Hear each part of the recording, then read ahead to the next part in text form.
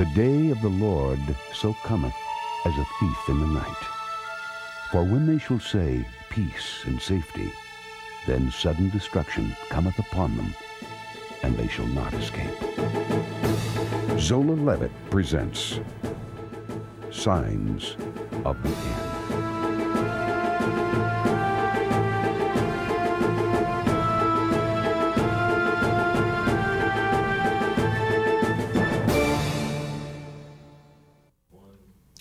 Shalom. Hello again.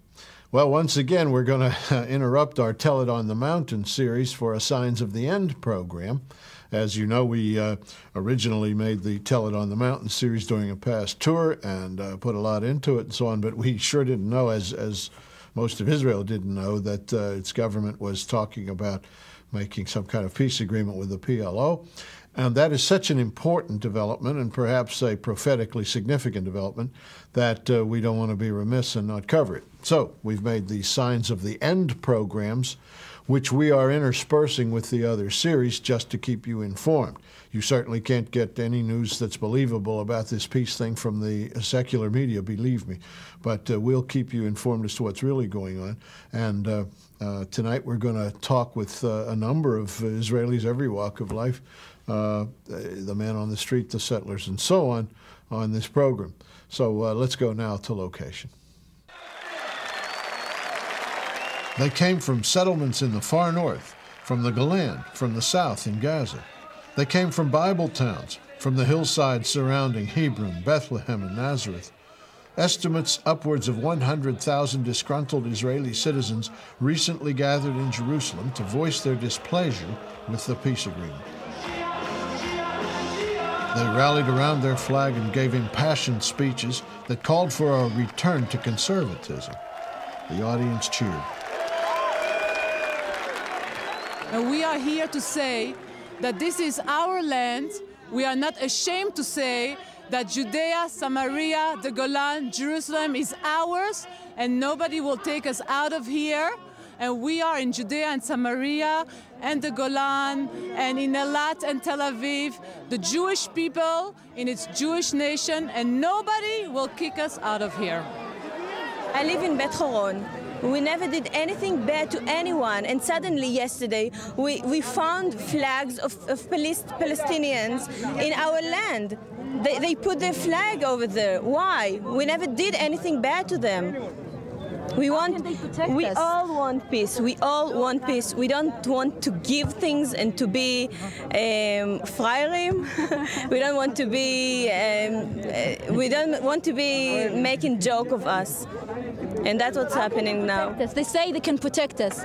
By the way, the army they won't have a nice place to be able to protect the people. They'll be far away. If somebody throws a Katyusha from such distance, there's no way they can protect us. The army will not be there. We'll be alone. We'll be left alone. That's going back from Zionism. Zionism says we're not going to leave Jews wherever they are. We're going to help them. We're going to support them. They're leaving us alone over there in the territory with no one to help us. That's what's happening. Won't they have Israeli soldiers in the Jewish settlements? The continuing of the agreement, if you read it, is that the army leaves out. The army goes out and leaves us alone for ourselves. They can't, even if they'll be, I don't know, in the main roads. That's not enough. That's not enough to give the right answer right away. People will be terrorized every day. The map of the so-called West Bank shows why these people are upset.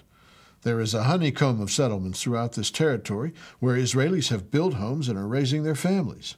This is biblical Judea and Samaria. The settlers feel threatened by a PLO plan that will make this entire area a Palestinian state, with its capital in Jerusalem.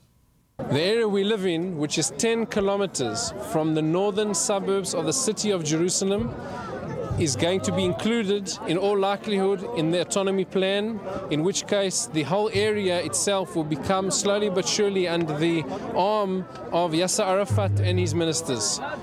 This, to us, who've spent most of our lives planning to come and live in the country which is our only country, we have nowhere else to go. For us, the world has to understand that it's very hard-sore for us. The sign that I'm holding equates the agreement that was just made between Peres and Rabin and the PLO under Arafat with the agreement in 38 between Chamberlain and the Western powers with Germany, where at that time they gave away and endangered another country, Czechoslovakia, and brought on a terrible world war where tens of millions were killed. Now, Peres and Rabin are giving away and endangering their own population and their own country. Chamberlain, when he lay dying during the London Blitz in 1940, his last words were, "If only Hitler hadn't lied to me, everything would have been okay." And Arafat has lied throughout his career. No Arab leader believes him. No Arab leader trusts him. There is no reason, therefore, to believe that he has changed from the PLO's declared aims for the last 30 years to destroy the state of Israel entirely. And she has 5 brothers older than her. The third of them is going to the army now. And we have what to lose. But we are sure that we will have another war in a much worse condition if we agree to such a peace. It's not a peace, it's a bad dream. Not peace, but a bad dream. You know, that's what I think. I'm afraid I have trouble trusting this thing still, and I hope it works. I mean, there's nobody in the world that doesn't want to live in peace, but I'm just not sure, you know, that this is real peace.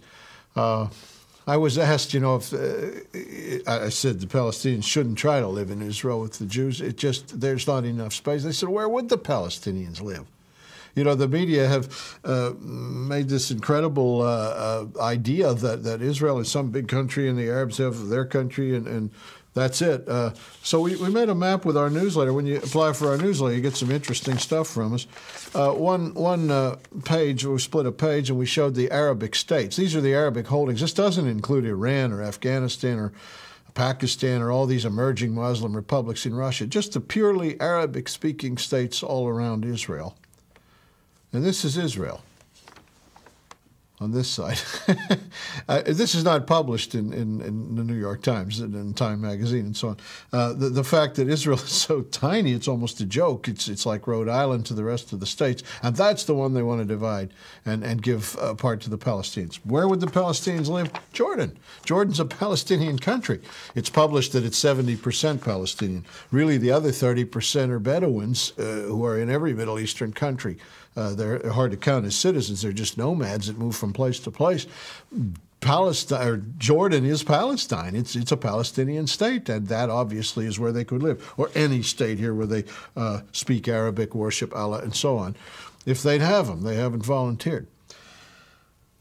So it becomes a rough situation in Judea and Samaria. We went out to Judea in the West Bank, and we talked with Yossi and Vita Almug. He's a tour guide. And asked, to begin with, why he and his wife would choose to live in the West Bank. To live here, what you call the West Bank, I call Judea, is home. It's a place where I meant to live since I was born. I mean, this land was once the land of our fathers. You know, whenever I drive down to my home, whenever I come down and I look around, I see the ruins of Jewish villages from biblical time around me. Biblical time? Yes, you just drive the road up here. I can show you. There's 2 tells. You know what is a tell? Yeah, an archaeological dig. There's Tel Almon and Tel Anatot. Anatot, where Jeremiah bought property. Exactly, the land of Jeremiah. And I can show you ruins of these 2 villages. As a matter of fact, just 2 years ago, we were building a house not far here in Pisgat Ze'ev, and we found a Jewish village from biblical time with its cemetery. I'll never forget that day. I went there with tourists, and that day they were digging the graves. They were taking out the graves, and they built a new house now on the premises of this old village. But this is the land of, you know, all over here. People lived here. Jewish people lived here, and you know, had cultural life. And then Jeremiah gave his speeches and all his prophets down the hill here, right here. And for me, this is home. It's a natural thing for you to live here. For me, it's like living in Jerusalem.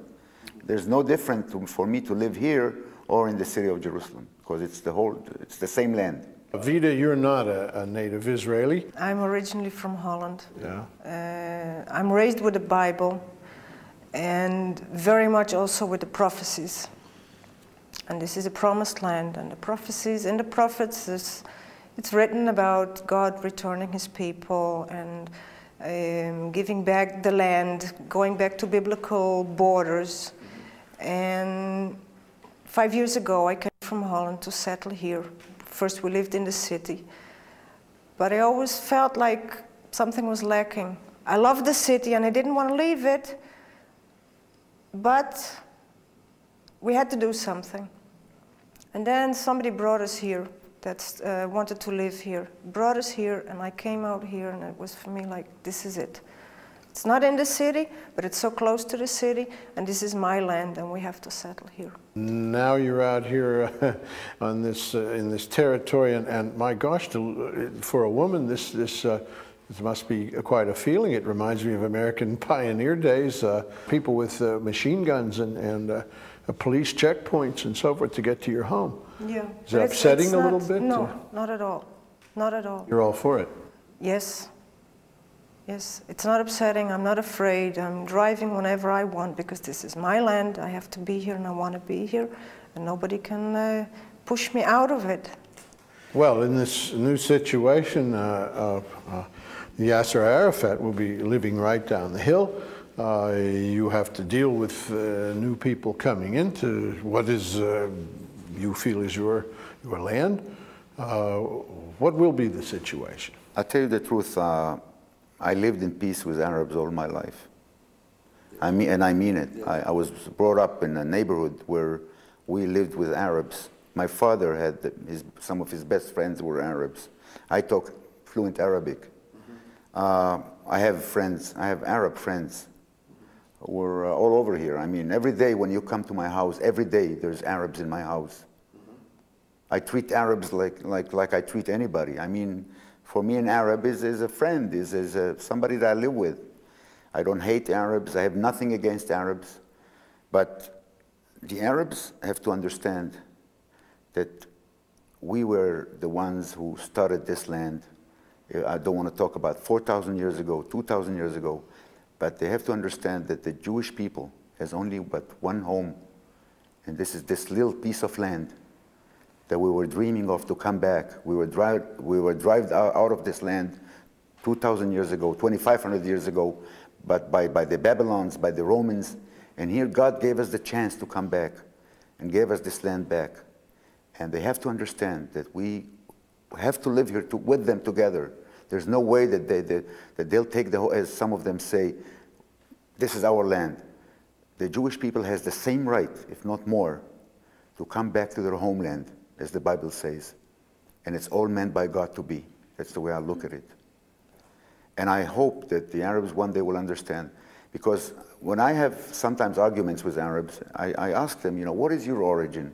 Where did your folks came from 500 years ago, 600 years ago? And I find out many times, most of the time, that the local Arabs who live with us here in Israel originally come from Iraq or from Jordan or from Saudi Arabia or from Egypt or from Sudan. They haven't been here as a Palestinian nation. No, of course not. No, the thing is to understand is that most of the Arabs who live with us originally came from Arab countries to this land. Why? Because the land was open. We were not here to look after the land. We were spread all over the world. And nobody were here to take care of the land. And they lived here for 5, 6, 7, last 700 years. And we came back because this is the place where can we go? Nobody is accepting us anywhere. This is the there place aren't any other Jewish countries, are there? Exactly. How many Arab countries are there? Right, 22 of them. Okay. And I'm ready to share it. I'm ready to share it with the Arabs, but in peace. Just take this example of last Friday, 2 days ago. A young boy of 22 years old, Yigal Ve'aknin, was murdered. And this is right after the peace treaty. A young, beautiful flower, 22 years old, went down the orchard to work the trees. He was stabbed by 2 Arabs from Gaza. So if you talk about the future, if we talk about the peace treaty, I have some doubts. I have some doubts. In a way, sometimes I compare it with the Indians in America. They live in reservations. You gave them autonomy. They live in reservations. This is different here, because here we're talking about two people who are fighting on the same land. Some of them are very extreme. Some of these Arabs are very extreme, will never give up the idea. It goes through their religion. They would fight and fight and kill and kill. And I don't think that this peace treaty would solve the whole problem. Maybe some or most would live in peace with us, but there will always be a problem. Well, and I'd like to add, since you used the analogy, that in Israel, the Israelis, the originals, are the Indians. Exactly. They now put us in reservations. I don't know what's going to happen here with us. Vida, you didn't grow up with Arab people. No. And you have to live with them now, and it looks like you're going to have to live with more and more of them. You're not very far from Jericho. I'm not very far from Jericho. On one hand, it's a little bit scary because we don't know what will be. I mean, we have to wait at least a couple of months to see what will happen. The thing is, like Yossi said, right away from the beginning, we wanted to live together, grow the country together and benefit from it and enjoy it. And for the Arab people, especially the Islam, tells that once Islam was settled in a country, it's their country. Even if they have to leave it after 1 year or even after 1 day, it was their belonging once, so it stays their belonging. Mm-hmm. And that is what the Hamas is about, and that is what frightens me, because this is the religious craziness, what moves them, and you never know what will come out of there. There is very good Palestinians, and like Yossi said, we try to live together here as much as we can. The workers that come to the house, they get coffee and water. We even give them sandwiches, and we talk to them, we're nice to them. They're nice to us too. But I don't like it to be by myself in the house and have also the Arab workers in the house, because you hear the stories. And Vida, do you tend to go into Jericho now? Yes, I'm not afraid. How far is it by car? It's about 15 kilometers. Oh, 15 minutes ride. Yeah. 15 minutes away. Yeah. Right. We always drove there. We always go there. Okay, and Arafat and his government are going to be there. Will you still drive into Jericho to pick up supplies? And yes. You'll still be comfortable? Right now, yes. Future. I hope I can. I won't be afraid. No, it doesn't seem to me you would. No, I won't be afraid. I just hope it will be possible to drive there and enjoy the beauty of Jericho also. I love to go there. I spoke to the mayor of Jericho a few mornings ago, and he made reference to the settlers. He said, we know the settlers, and they come into town all the time. We greet them, and they greet us, and we don't anticipate any problems. Although in the past it hasn't always been happy. I wonder how it's going to be. How do you think? We have to find a solution to people who drive on the roads. The government of Israel says that it will give security to the settlers in the West Bank. Yeah. And the main problem, I think, would be for those who would be on the roads riding. You can't just give each one of them a guard or a patrol to go with every Jewish car in the West Bank. But assume that I'm driving through Jericho, and a Hamasnik who wants to kill a Jew that day, woke up in the morning and said, today I'm killing a Jew. Mm-hmm. He's going to attack my car. I'm a civilian, I have no gun. How would I be able to defend myself? Not me. Let's say take a family who is driving through Jericho through the West Bank, through the Jordan Valley to Tiberias. What would be the situation when they will be attacked by Hamas people? What would Rabin say about it? Hasn't it? I mean, I don't see an answer to each. There's 35,000 Jewish cars in the West Bank. Are you going to guard each one of them every day, driving on the roads of the West Bank?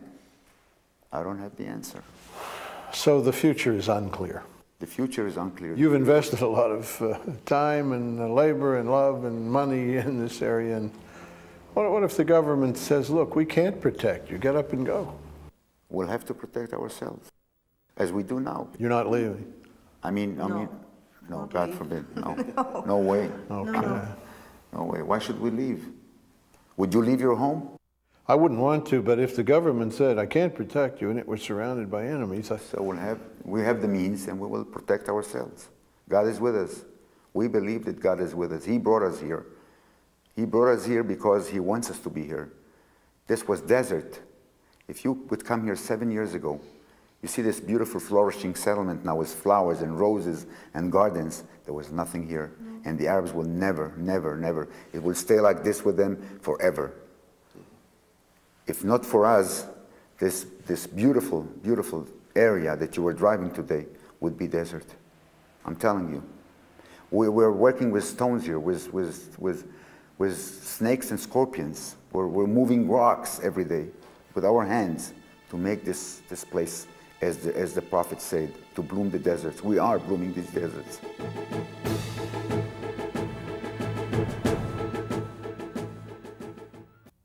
Israel. It's a once-in-a-lifetime experience. In a word, it's terrific. Compelling. Wonderful. Breathtaking. This is not one word, okay? Super. Delightful. Phenomenal. Probably undescribable. No, you can't do it in one word. Peaceful. Peaceful. Beautiful. If you're Christian, come.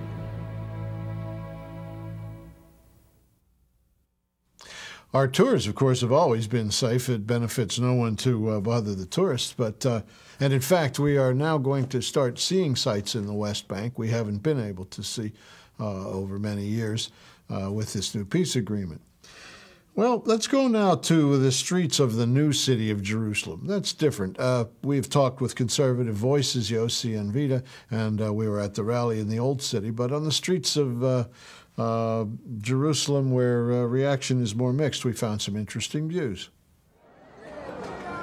This is fashionable Ben Yehuda Street, lined with cafes and souvenir shops. People are likely to tell you what they think here, even if they aren't asked. I think it was right, this agreement, that we should be in peace with the Arabic in Israel, because we live near them, and we have to live with them. I cannot imagine those millions of Arabs wanting to stay in that small enclave that they have been given. Just can't imagine it. They have to want to go further. They have to want to expand. And in my opinion, one day they will. It's a good start. We have to try and do something about it. We have to give it a try and see whether it works out. There's nothing wrong with it. It's okay for people outside this country to criticize the peace process and say it won't work, but you've got to give it a chance. And the people in this country, I think, most of them at least, I think, are in favor of it. At least we'll give it a try. They've got reservations about it. They're not 100% happy with it, but they're prepared to give it a try and hope for the best. I feel that the new peace agreement is a farce. I feel that anybody believing it basically doesn't know what's going to happen. I think that the Arabs are basically just waiting for an in. They put their foot in the door and they are waiting to get the rest of Israel. I'm a Palestinian refugee. This man, who identifies himself as a Palestinian, has joined others of the leisure class, drinking tea and talking about peace. His Israeli friend wants peace too, but not with concessions. What he's trying to say, our friend here, our brother, he's called Eli, he's Israeli, you understand me, he's a Jew. He say that we want peace, but not peace, you understand me, to give a land for peace. Which he says that we want the peace without giving the West Bank and, without giving the West Bank. People die for this. People die. People have died for this land, he says, referring to biblical Judea and Samaria. That the soldiers, there is a lot of soldiers, Israeli soldiers, they've been died, they've been killed for the West Bank. He's talking about the West Bank to get it.